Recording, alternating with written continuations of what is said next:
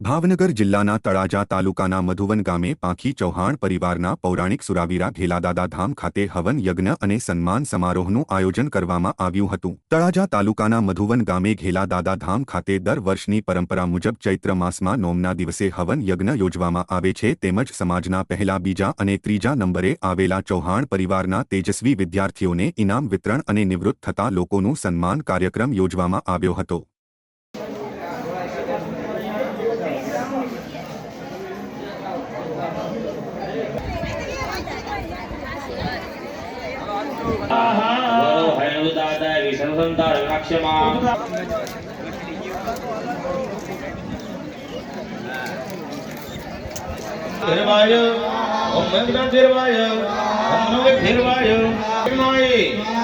અષ્ટવક્ર